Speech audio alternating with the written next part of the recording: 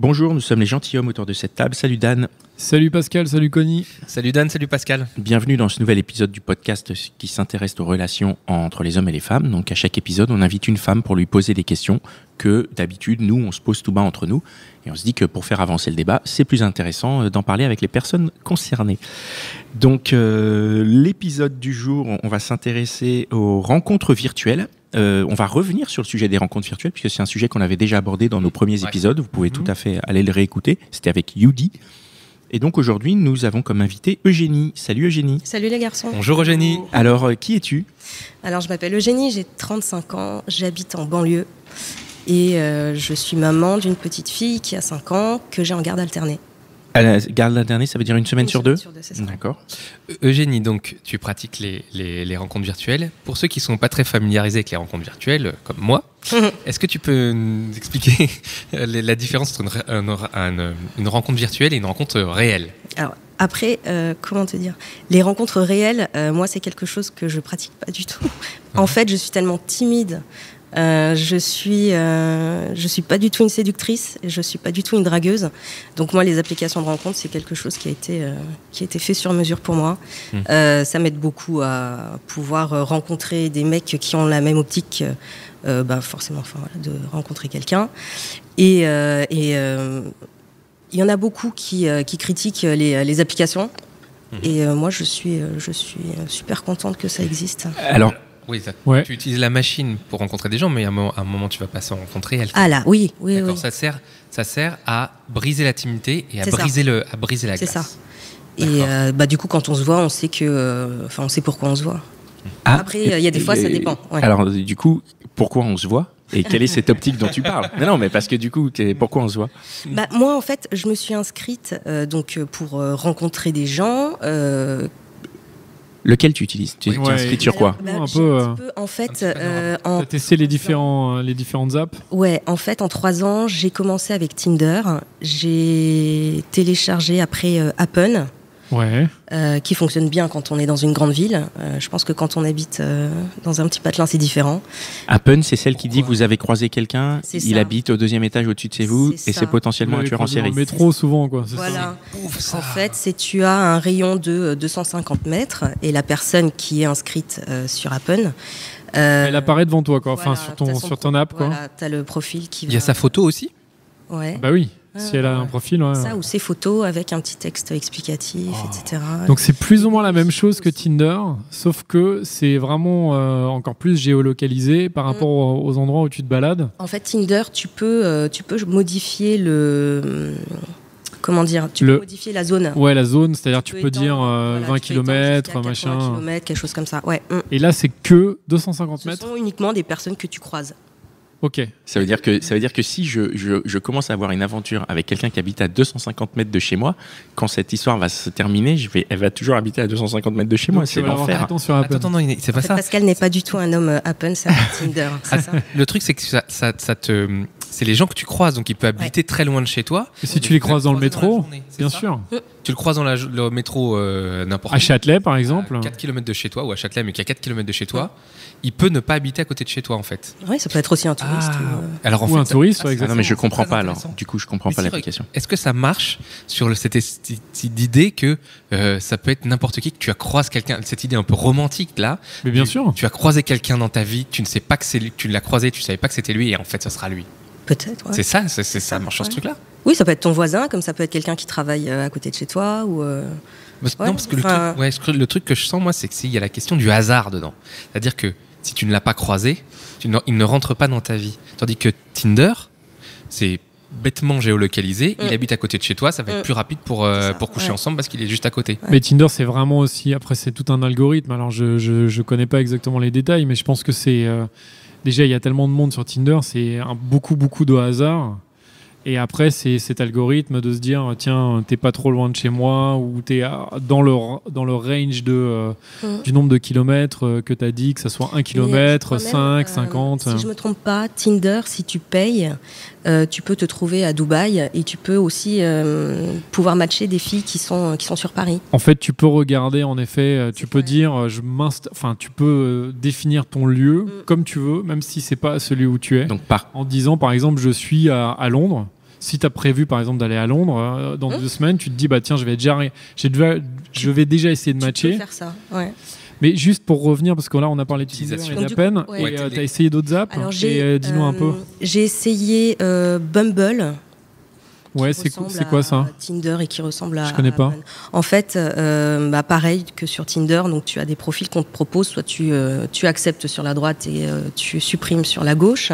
Ouais. Et donc s'il y a un match entre les 2 personnes, en fait c'est la fille qui doit envoyer le premier message dans les 24 heures pour pouvoir débloquer une conversation. Si elle le fait pas dans les 24 heures, le match s'efface quoi. En fait, c'est ça. Ouais, ok, j'avais entendu parler de ça. J'ai testé aussi. Qu'est-ce que j'ai testé? OkCupid. Ouais. J'ai détesté cette application. Dis-nous, je vois pas exactement. OkCupid, je crois, alors si je me plante pas, je crois que c'est américain. Et en fait, l'intérêt de cette application, c'est que tu as un questionnaire presque infini, avec je ne sais combien de centaines de questions, qui sont un peu orientées. Donc tu as religion, vie quotidienne. J'ai testé celle-là. Et en fait, c'est selon tes réponses. Après, tu as des adjectifs qui te sont donnés sous ton profil. Et puis, selon les réponses au questionnaire, ça te crée des matchs, un pourcentage d'affinité. En fait, ils essaient d'avoir un maximum d'infos sur toi pour justement pouvoir affiner vachement la sélection et te proposer, on va dire, peu de gens, mais qui sont soi-disant exactement comme tu es censé les aimer, quoi. Le truc, c'est qu'on te proposera toujours le même nombre de personnes, mais tu auras par la suite... tu as un pourcentage d'affinité qui te permet de savoir, tu vois, on te propose plein de gens, on te dit, tu vois des personnes avec qui tu as 80%, 2%, 10%, et donc tu vois, tu peux matcher, tu peux plutôt parler à une personne avec qui tu as 90% d'affinité. Toi, t'as essayé alors? Ouais, je l'avais essayé au début. Non, moi je trouvais ça marrant parce que c'était un anglophone, donc il fallait parler en anglais, mais non, ça m'a pas intéressé. Moi, le principe des rencontres virtuelles en soi me déplaît. D'accord. Donc c'est quelque chose qui me... voilà. C'est sur la manière qu'elle a de faire. Après, on ouvre le débat. Comment toi, t'as vécu le truc des pourcentages? Ça, je trouve ça intéressant. Parce que je connaissais pas du tout, moi, En fait... tu disais que t'as pas aimé. Non, j'ai pas trop aimé parce que... on peut très bien avoir les mêmes idées, on peut très bien avoir les mêmes goûts, valeurs, j'en sais rien. Et puis voilà, le mec est juste là pour niquer un coup. Et puis alors que toi, t'es dans une autre démarche... du coup, ça peut coller comme ça peut ne pas coller. Justement, la question c'est quelle application tu utilises et dans quel but? Tu parlais de niquer un coup, peut-être. Toi, tu parlais d'optique au début. Tu disais la même optique. Quelle est cette optique? Alors, quand je me suis séparée du père de ma fille, j'étais plus dans une sorte de frénésie de rencontre. Il fallait que je me rassure auprès des hommes. Il fallait que je fasse un maximum de rencontres. Et en fait, je m'intéressais pas forcément à l'autre. J'ai rencontré des mecs qui étaient super cool, mais j'ai jamais trop pris le temps de m'intéresser réellement à eux. Du coup, il y a peut-être des trucs que j'ai ratés, des histoires. Mais non, il fallait que... Quand tu parles de rencontres, tu parles de rencontres genre juste boire un verre ou tu parles de rencontres qui vont plus loin? Oui, juste passer une nuit ensemble. Boire un verre ou passer une nuit ensemble les deux? Donc c'était des... On boit un verre et ensuite on... donc c'est-à-dire, c'était des coups d'un soir? Ouais, c'est ça. D'accord. Donc tu as eu une frénésie après ta rupture, tu as eu une frénésie de coups d'un soir? Ça a duré 2 ans à peu près. Quelle application tu utilisais pour ça? Tinder. Parce que c'est quand même le plus simple. Et puis après, voilà, je préfère être claire avec les personnes avec lesquelles je discute. Et je préfère avoir un message très honnête dès le départ. Ou qu'est-ce que tu cherches? Si c'est le grand amour, je suis désolée parce qu'en fait, c'est pas du tout mon truc. Toi, tu disais ça au mec? Ouais. Ah bah tu devais avoir beaucoup de réponses positives, j'imagine, non? C'est magnifique. Allons-y, quoi. Non, alors pas forcément, parce qu'il y a des mecs qui... non, mais c'est super flippant. Dans un sens, ça te met un peu la pression, je pense. Ah oui? T'appuies dessus. Moi, je cherche pas une histoire. Moi, je veux juste qu'on passe une soirée ensemble. Genre, passer du bon temps. Mais le truc, c'est que j'ai dû faire ça les premières fois. Et puis après, je me suis dit, non. T'as changé ton message? Ouais. Alors, pas forcément pour rentrer dans un game ou jouer avec l'autre, parce que c'est pas du tout mon but. Mais la majorité des mecs aiment également prendre leur temps pour discuter avec l'autre, même si on se verra plus jamais. Il y en a qui aiment bien jouer comme ça et qui sont un peu confus dans leur... Qui savent pas trop, en fait, tout simplement ce qu'ils veulent, peut-être, non?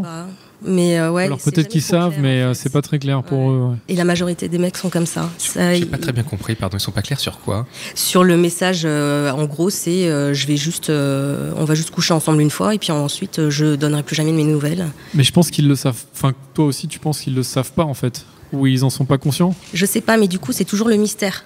T'as beau. Ah ouais? Moi, non, parce que je rebondis sur. Ils froncent des sourcils. Oui, je rebondis des sourcils. Excuse-moi, Pascal, je regardais Pascal. Parce que dans un précédent podcast, on a déjà parlé de ces relations-là et l'ambiguïté de ces mecs-là est parfois assumée. Ça n'a rien à voir avec le fait que je te regarde, Pascal. Hein. Mais c'est-à-dire qu'ils font croire au grand amour pour pouvoir juste passer. Mais ça, c'est malheureusement, c'est monnaie trop courante en fait sur les applications de rencontres. C'est-à-dire que le mec va adapter son discours. Ah oui, mais c'est terrible. Toi, à la base, tu peux justement être dans une démarche réellement sincère où, bah voilà, ça y est, je suis prête à me lancer dans un truc exclusif, etc. Et le mec va s'adapter, tu veux dire? Il va adapter son discours, et ça, il y en a énormément. Tu les flaires, non? Bah non, parce que moi je suis assez nulle en fait. Je suis très naïve et en fait on peut me raconter ce qu'on veut et je plonge la tête la première. Ouais. Mais c'est pas grave parce que bah du coup mais enfin je suis pas un cas isolé et toutes mes copines qui sont qui utilisent aussi les applications de rencontres sont exactement dans le même cas. Et tu sais pourquoi tu plonges comme ça? À part le fait d'être bien sûr comme tu dis un petit peu naïve quoi, mais maintenant avec l'expérience tu devrais commencer. Je sais pas. En fait le truc c'est que du moment que la discussion est fluide, qu'il y a une sorte de connexion, enfin voilà, ça se passe bien. Je sais pas, ouais, peut-être l'alcool aussi qui fait que je. Quand tu utilises. Pardon, oui, c'est ça. Mais non, quand on se voit en vrai. Excuse-moi. Je me suis dit pareil, je me suis posé la même question. Non, mais imagine. Peut-être l'euphorie de la rencontre, quoi. Voilà, je veux dire, on se rencontre, ça se passe très bien. On n'avait pas forcément convenu de quoi que ce soit via SMS en disant qu'est-ce que tu cherches et tout, nanana. Juste, ça se passe bien, vous entendez bien. Ça se passe bien et tu dis, bah écoute, enfin voilà, avec du recul, bah, on a passé une super soirée, on a passé un bon moment. Par la suite, ça s'est plutôt bien passé. Donc toi, bah, naïvement, tu te dis, bah, vu que c'était très cool, on va peut-être se revoir. Et puis c'est à ce moment-là que le mec met en place ce qu'on appelle le ghosting, où du jour au lendemain, on ne t'appellera plus jamais, alors que il y avait pourtant un feeling, il y avait pourtant quelque chose qui se passait bien. Mais et ça, en fait, je suis désolée. Vas-y, finis. En fait, le truc, c'est que pour j'allais pas dire peut-être pas pour beaucoup de mecs, mais pour certains. On passe une soirée, ça se passe bien, on baise ensemble, et puis je sais pas, le lendemain ou le surlendemain, innocemment, j'envoie un message, coucou, ça roule, quoi de neuf? Et le mec reçoit le message. Mais là, le mec reçoit le message, genre c'est bon, elle veut se marier avec moi et tout. Non, on n'en est pas là. Et j'ai l'impression que pour beaucoup de mecs, en fait, c'est ça, c'est un peu la corde au cou. Mais est-ce qu'on peut vraiment parler de ghosting quand c'est après un coup d'un soir, en fait? Enfin, tu vois, Comment ça? Ah bah oui. Je sais pas, si on se connaissait pas avant, enfin tu vois, c'est pas. Oui, mais il y a pas de relation en fait. On s'est rencontrés, on boit un verre, on baise, salut. Ouais, c'est pas. Mais c'est une relation même pour un soir. Ah ouais. Je sais pas, du moment qu'il y a. Ok. Tu veux dire, c'est comme quand tu croises quelqu'un, je veux dire, même avec qui tu couches pas, si tu lui envoies un message, si tu le connais, t'attends qu'il réponde. Bien sûr. Au bout d'un moment, quoi. On a partagé un moment physique ensemble, enfin on a bu. Même pas physique, j'ai envie de te dire. Si tu croises quelqu'un, t'as discuté avec lui, même professionnellement, si tu lui écris un message pour te dire tiens, merci pour la réunion, machin. T'as envie qu'il te réponde, non mais c'est vrai. Mais oui, la personne ne te répond pas, bah tu te dis, tu t'es fait ghoster. Merci pour le PowerPoint, c'était sympa. C'est pour justement mettre en parallèle. On se serre la main bien cordialement. Ouais. Non mais du coup, qu'est-ce que t'attends comme réponse? De l'honnêteté. Mais quoi comme honnêteté? Tu veux que le mec il dise bon bah c'était super, on a bien baisé, j'ai plus envie de te revoir? Mais bien sûr. Mais ouais mais quand le message comment tu veux qu'il le sache? Mais il peut pas le savoir le mec. Mais il peut le dire. Non mais il peut pas savoir ce qu'il veut. Mais peut-être que oui, parce que peut-être qu'un jour il va te rappeler en se disant hey c'était sympa. 3 mois plus tard. Bah ouais parce que. Mais c'est nul, mais pourquoi? Enfin. Voilà. Mais parce que oui, mais c'est pas. Mais oui. Pourquoi 3 mois plus tard? Mais parce que c'est une relation, c'est quelqu'un que tu ne connais pas, puisque t'as passé une nuit. Oui, mais qu'est-ce qui t'empêche toi de dire à la nana avec laquelle t'as baisé la veille? Écoute Corinne, machin, c'était super cool. Pourquoi Corinne, j'en sais rien. Joli choix de prénom, je dois dire. Je l'entends trop en ce moment, tu sais. Très français. J'en ai trop entendu parler de ce prénom. Peut-être trop français d'ailleurs. Ok, je l'ai. Écoute, enfin voilà, on a passé une bonne soirée, c'était un super moment. Mais écoute, pour le moment, je me sens pas trop dans le truc.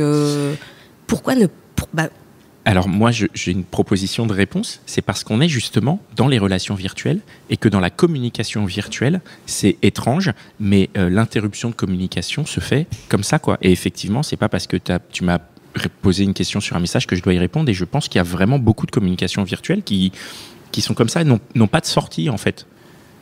Oui, c'est lié au mode de communication virtuelle. Est-ce que... je sais... Enfin...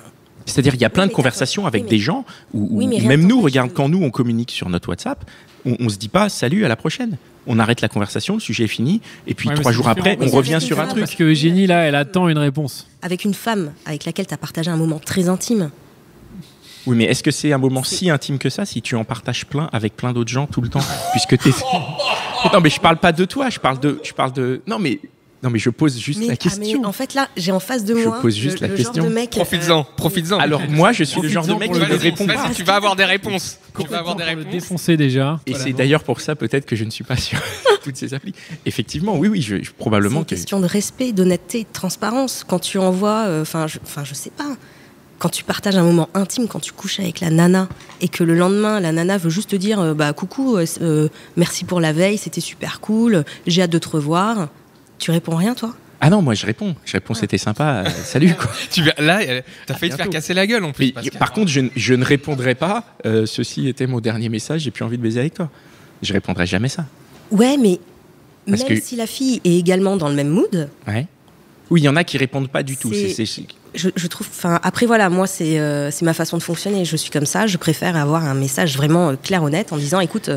Mais après moi vraiment, je pense que c'est lié au mode de communication numérique actuel. C'est-à-dire que c'est pas. Moi je suis pas d'accord. J'ai deux remarques. J'ai d'une part la remarque que je pense que c'est pas que non plus les mecs qui agissent comme ça. Et moi je l'ai vécu. Nombre de fois des filles qui m'ont pas répondu quand je les relançais. Alors peut-être qu'on va dire il y a des mecs qui le font plus souvent que les filles, mais moi je l'ai vécu en tant que mec. Moi je le fais pas, j'ai pas d'appli. Moi je ne fais pas ça. Avec le fait que ça soit un truc virtuel, parce que on a fait des rencontres. Ouais. Non mais on a fait des rencontres dans des bars où ça a pu être la même chose, non Pascal, tu l'as jamais fait ça? Rencontrer quelqu'un dans un bar, pas rappeler la personne après. Moi, ça m'est arrivé. Moi, ça m'est arrivé dans les deux sens. Ça m'est arrivé dans les deux sens. Arrivé dans les deux sens.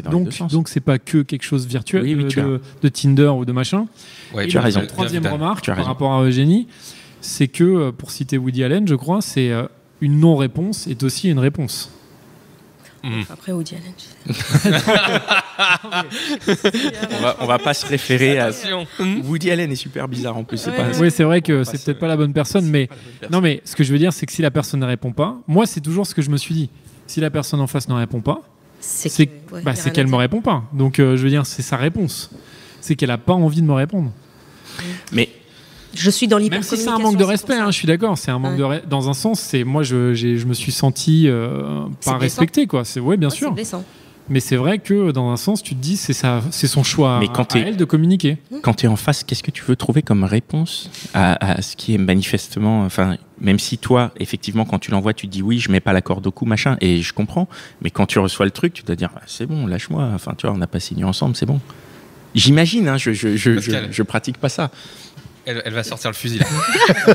Alors attends, on va revenir sur. Je vais essayer. On revient sur les applications. Sur le critère de sélection. Ça c'est hyper intéressant. Voilà. Moi, comment tu choisis quelqu'un Quels sont tes critères pour choisir quelqu'un? Déjà, pour te dire, juste je swipe à droite ou je swipe à gauche. Quand je vais à gauche, en général, c'est parce que ce sont des profils qui me correspondent pas du tout. Et comment tu sais ça? Comment tu choisis? Je vois les photos.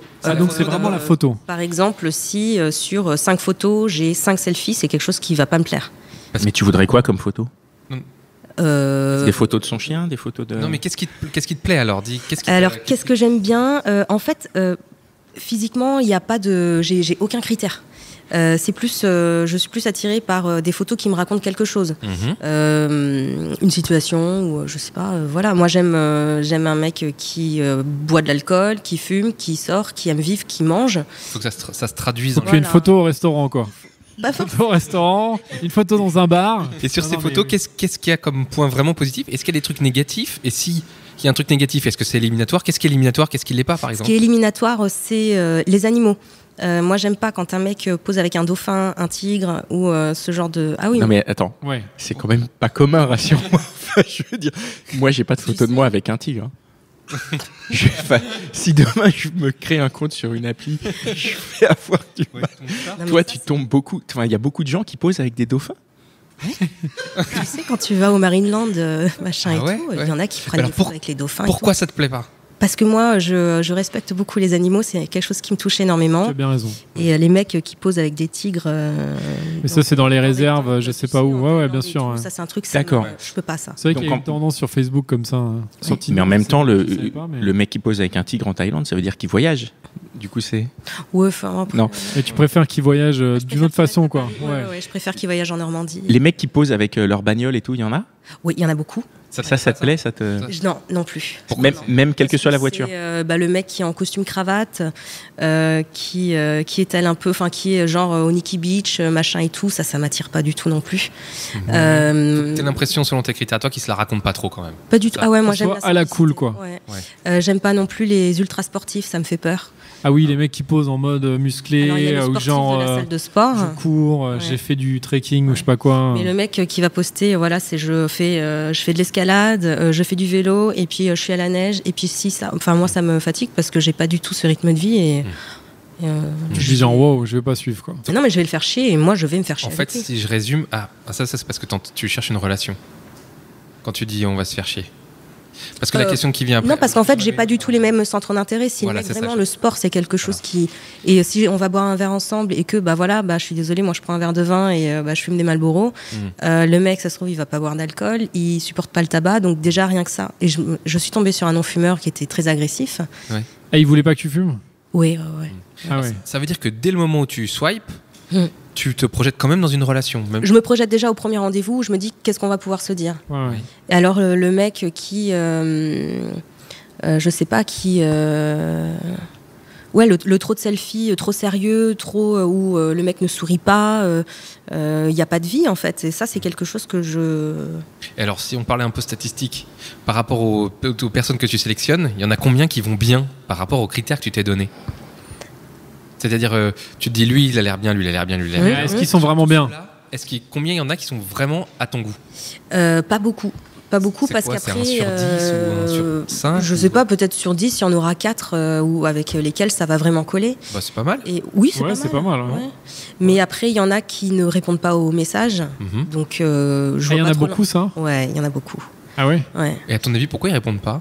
Parce que c'est peut-être des mecs en couple qui se créent des profils pour se faire un peu mousser. Peut-être un petit coup de frayeur, genre juste tiens, est-ce que je plais ou pas? Aussi, ouais. Puis il y a des mecs qui sont extrêmement timides aussi, qui vont pas envoyer les premiers messages.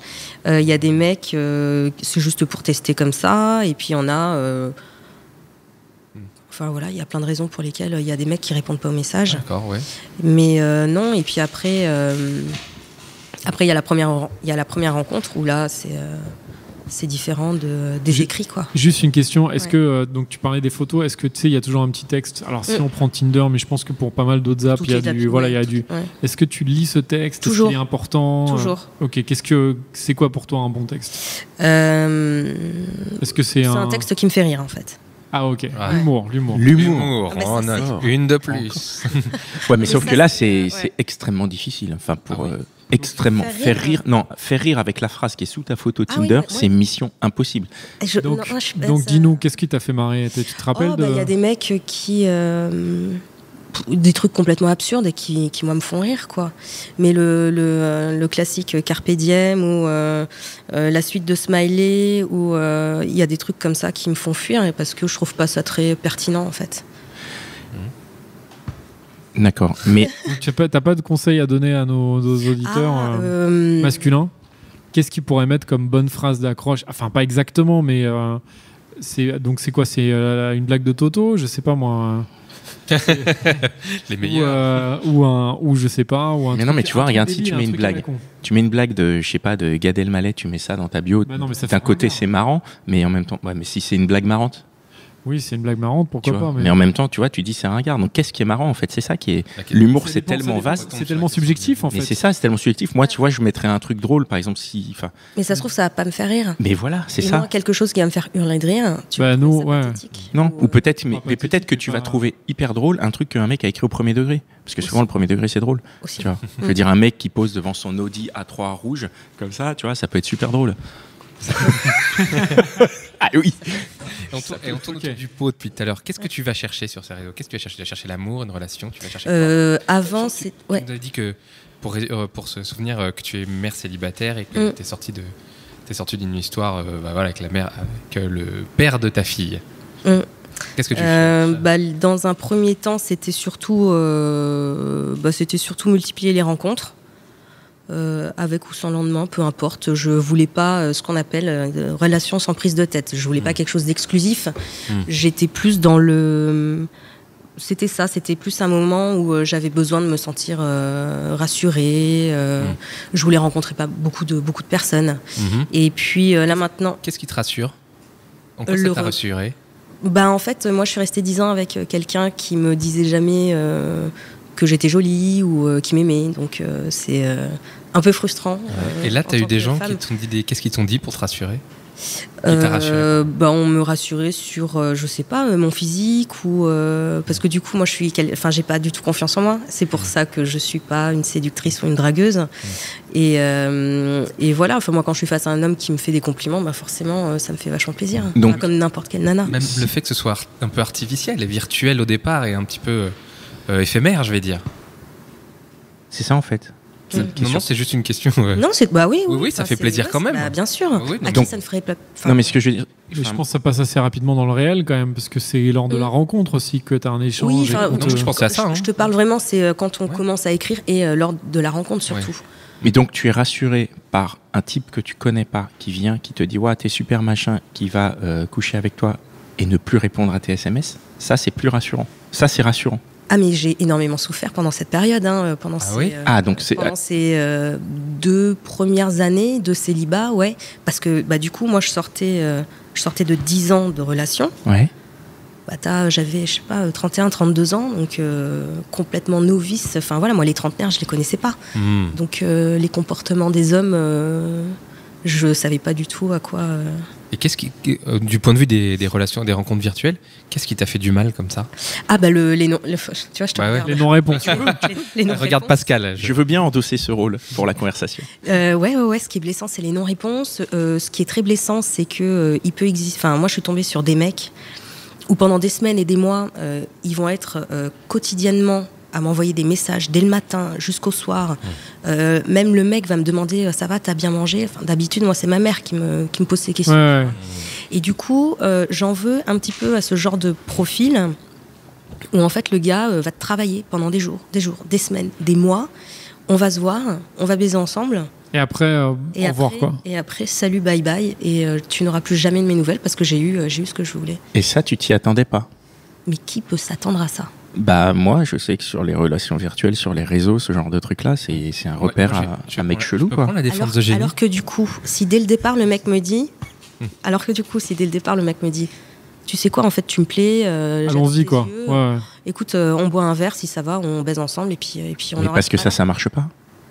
Ça ne marche pas. Mais qu'est-ce que tu... Mais, moi, tu me dis ça, écoute, ok, machin. Mais, mais ça marche sur toi, mais en vrai, dans la proportion, ça marche jamais. Mais moi, ça, c'est des comportements qui me rendent folle parce que je comprends pas ce manque de sincérité. C'est un manque de respect total envers les nanas.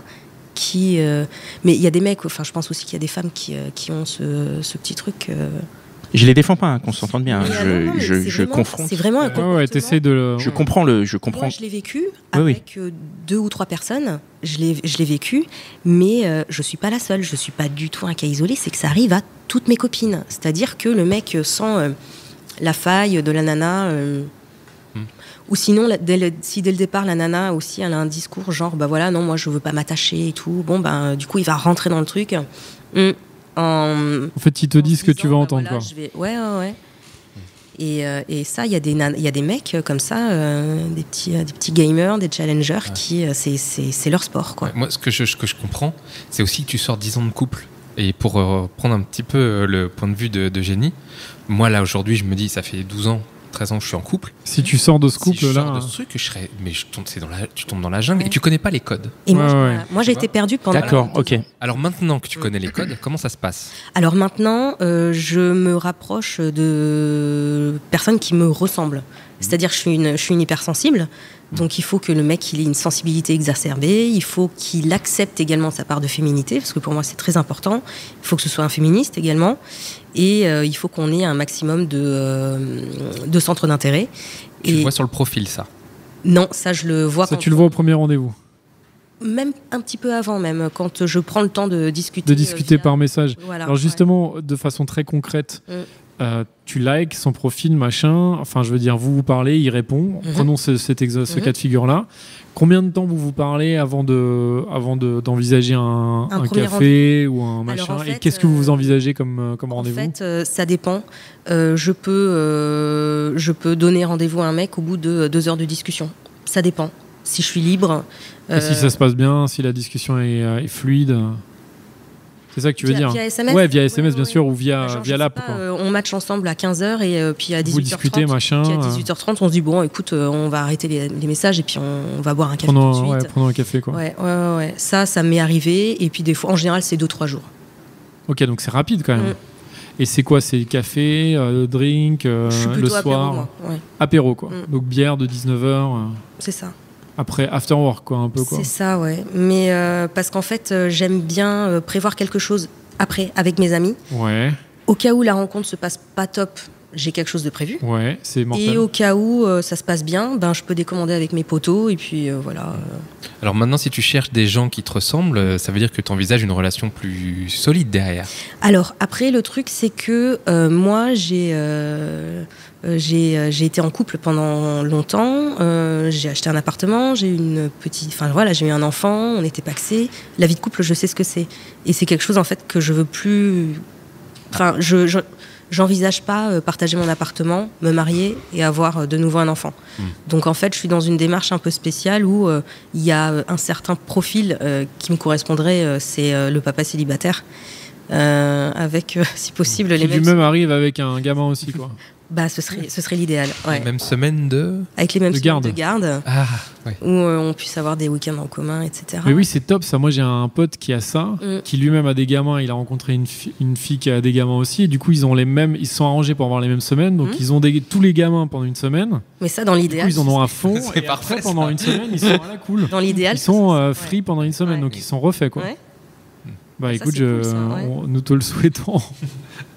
Oui, donc oui, tu vois, c'est quand même une relation que tu imagines derrière. Oui. Et est-ce que tu penses qu'avec tous ceux que tu as... Enfin, je tourne en rond. C'était pas sa question que je voulais te dire, c'était... Je relis ma question, excusez-moi. Est-ce qu'aujourd'hui, en fait, comme tu as vu de plus en plus de profils et tout, tu deviens de plus en plus difficile? Non. Non, parce que je reste toujours sur... quand je parcours les profils, j'ai toujours encore cette même façon de faire, c'est-à-dire... même si le mec est très beau, mais que ses photos, elles me donnent pas du tout envie. Genre le mec, il est à la salle de sport, il est torse nu. Ça, les photos torse nu, moi, c'est niette. Il en est hors de question. Et pourtant, moi, je postais que ça à l'époque. Je sais pas si tu as vu ma carrure, mais torse nu, c'est pas forcément l'idéal. Mais non, après, tu vois, tu parles de carrure, mais moi, je suis pas du tout le mec qui peut mesurer 1m65 comme 2m10, je m'en fous, quoi. Il peut être un peu rond, comme il peut être ultra skinny. C'est pas quelque chose qui m'intéresse dans un premier temps. D'accord. Et qu'est-ce que ça a changé? Tu te souviens quand tu avais tes relations avant? Qu'est-ce que ça a changé? Donc avant les 10 ans de vie commune, c'est quoi le changement maintenant dans tes rapports? Vous allez rire parce qu'en fait j'ai rencontré le père de ma fille sur Mythique.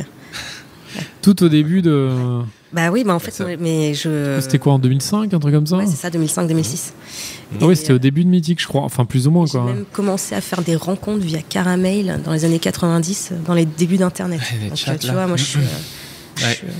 Donc, tu es une dinosaure de la rencontre virtuelle. Nous avons donc la première femme qui a rencontré des gens. Du coup, est-ce que le fait que tu aies un enfant, ça a un impact sur... Ouais. C'est-à-dire, c'est quelque chose que tu dis rapidement? Je le dis même dans mon profil, je le dis que je suis dispo qu'une semaine sur 2. Au moins déjà, voilà. Ouais, tu préfères être clair, quoi. Ah bah oui. Non, puis de toute façon, enfin voilà, ma fille fait partie de ma vie. Pour moi, il est impossible de cacher quoi que ce soit. Et je sais plus quelle était la question. Et donc, c'est plutôt des pères célibataires qui te contactent ou Oui. Ouais. Ça crée... Mais par exemple, le frein numéro 1, c'est le fait que j'habite en banlieue. Beaucoup plus que le fait que tu sois une maman, quoi. J'habite à côté de Boulogne. Bah, c'est accessible en C'est un métro. frein, ça. Il y a le métro à Boulogne. Non, mais tu sais que... Putain, les Parisiens, c'est vraiment pas possible. Hein. Moi, je peux plus les supporter. Je me prends des scuds. Mais c'est un truc. Oui, mais à Boulogne, il y a quand même des... Attends, non, t'as dit à côté de Boulogne. C'est quoi? C'est genre Meudon, Sèvres? À côté, ouais, c'est ça. Ah, donc c'est encore plus loin. C'est quoi, Clamart? À côté encore. Ah non, mais alors... Ah non, c'est pas Boulogne, attends. Ah oui, je suis désolé. Excusez-moi, 5 minutes en voiture. Mais par contre, là-bas, il y a... Désolé, Pascal. Hein. Non, t'as dit. Non, mais pour le Parisien, genre le gars qui habite dans le 10e ou dans le 11e, une nana, une mère célibataire qui habite en banlieue, c'est, je suis dans la case grosse cassos, quoi. Et dans les applications, tu peux pas trouver autour de... Si, mais on... Mais t'as déjà été? Bah ouais. Ça y est, le scud. Non, mais ce que je... Non, mais c'est pour moi, ça. il y a un centre commercial. Ben donc les gens n'y habitent pas, ils viennent juste faire leur... Ouais, mais c'est une grande ville. Non, mais je me doute que tu as... Ce que je veux dire, c'est que tu as moins de choix qu'à Paris, forcément. Ouais. Après, parce que c'est une plus petite ville, tout simplement. Versailles est à côté. À Versailles, Le Chesnay, Boulogne, ouais. Et ça te va pas? Bah, j'ai jamais rencontré quelqu'un en je ne sais combien de dizaines de rencontres. Moi, je me disais, donc les pères célibataires, ils seraient plutôt plus qu'à Paris intramuros. Bah oui, ça par contre, oui. Ou alors ils sont peut-être pas sur Tinder non plus. Je sais pas où ils sont. Mais non, j'en ai où sont-ils pas rencontré. La plupart sont de Paris. Parce que le truc, en fait, c'est que une semaine sur deux, donc je suis tout le temps chez moi, je sors pas le soir. Et l'autre semaine, en fait, vu que tu sors à fond, quoi. Bah, tout le temps. Et moi, tous mes potes sont à Paris, donc Et donc, si tu sors dans les bars, tu vas rencontrer des gens. Oui, avec le truc de rencontre, là. Non, mais ça, c'est mon problème. Moi, j'ai des soucis avec les codes sociaux et les interactions avec les gens. Ça, dans les bars, c'est pas trop ton truc. Je sais pas faire, en fait. C'est quand je sors avec ma bande de potes, ben, je reste avec mes potes. Je vais pas. Tu vas pas parler à quelqu'un au comptoir, machin. Non, mais je ne sais pas faire. Ouais, t'es timide. Bah, Non, mais le mec, il peut m'envoyer des signaux de ouf. Genre, il me regarde, il me fait coucou. Je fais salut, coucou, quoi. Ouais, tu vas pas oser. Ouais, je comprends. Voilà. D'où l'utilisation des applications de rencontre. Et puis un jour, je m'étais dit, c'est bon, allez, tu te mets un coup de pied dans les fesses et tout. Puis j'ai vu un mec et j'ai décroché un sourire. Il m'a souri. Mais après, qu'est-ce que tu veux faire? C'est quoi la suite? Alors, du coup, je me suis c'est pas évident. C'est pas évident, c'est vrai. Comment font les gens? Enfin, moi, je ne sais pas faire ça. C'est un autre sujet. C'est un autre sujet. Merci beaucoup. On va finir. Juste pour finir là-dessus. Vas-y alors. Une question très rapide. Surtout toi qui es une utilisatrice de longue date de ces apps et tout ça. Rappelle-toi, au début, c'était pas hyper bien vu. Enfin, en tout cas, moi, c'est comme ça que j'ai l'impression que c'était socialement. Moi, je me rappelle, il y a 7-8 ans, j'utilisais, c'était Adopte un mec. Ouais. Je me rappelle, j'avais rencontré une fille, pas par ça, et elle m'avait dit, mais toi, j'ai appris que tu avais utilisé Adopte un mec. Elle a failli me jeter direct, parce qu'elle avait su que je l'avais utilisé avant. Aujourd'hui, 2018, tout le monde y est. Tout le monde y est. Est-ce que tu as vu quand même un changement des mentalités par rapport à ça, hein? Oui, sauf Pascal. Non, mais il y a un vrai changement. Je veux dire, aujourd'hui, tout le monde y est. C'est beaucoup plus accepté, quoi. Plus honte avoir honte à dire. Il y a beaucoup de couples qui se forment et qui tiennent. Tout le monde y est, certes, mais tout le monde n'est pas forcément content d'y être. Et ensuite, regarde-moi les conneries que je dis. Enfin, tu vois, j'ai encore moi aussi des a priori, alors que c'est des applis qui existent depuis longtemps. Et enfin, tu vois, donc au final, il y a toujours... un paquet de conneries de toute façon. Oui, je dis un paquet de conneries. Non, il dit rien parce qu'il donne pas de réponse le lendemain. Allez, et bam, ciao. Non, mais est-ce que c'est pas plus accepté parce qu'il y a un côté, on est plus dans le jeu? Vous voyez ce que je veux dire? Sans dire jeu vidéo, mais je suis pas sûr qu'on soit dans le... Enfin, on est dans le jeu, certes, mais... Tu peux être dans un bar, tu rencontres quelqu'un que tu connais pas, enfin, c'est exactement pareil. Hein. Je répondrai pas pareil. Je suis d'accord. C'est vrai. C'est pareil, on se connaît pas, quoi. En fait, c'est juste soit t'es quelqu'un de bien ou soit tu l'es pas, en fait. Mais tu peux l'être sur une app et dans la vraie vie, ou ne pas l'être sur une app et ne pas l'être dans... Oui, c'est ça. Comme toi, Pascal. Comme ça, ouais, comme moi. Bon, on va finir. Merci beaucoup, Eugénie, pour ce témoignage. Super. Pour ce témoignage. Désolé pour Pascal. Ouais, non, mais j'ai dit. Mais j'ai dit un peu de conneries. J'ai poussé un peu le bouchon. C'est bien fait pour lui. Il y a un moment. J'avoue, je le pousse. Après, non, mais moi, l'épisode, on en apprend on découvre Pascal. des choses pas sympas. Et non, mais c'est en tout cas moi, il n'a jamais été question de te juger et tout. C'est l'avocat du diable. Mais moi non plus. Voilà, je me fais l'avocat du diable et voilà. Je répondrai toujours au SMS, évidemment. cœur avec les doigts, Pascal. Voilà. Allez, merci beaucoup. Merci Mitch. Merci les gars pour cet épisode. Merci à Binge Audio qui nous distribue, qui nous diffuse. Et merci à vous, chers auditeurs, qui nous écoutez. Continuez à le faire, continuez à nous partager, continuez à laisser des étoiles sur l'appli iTunes, à laisser des messages, à envoyer des messages sur le Facebook. Soit c'est Dan, soit quand tu es trop occupé, c'est moi qui y réponds. Et on est toujours là pour répondre. Et merci et à bientôt. À bientôt. Merci Eugénie, à bientôt.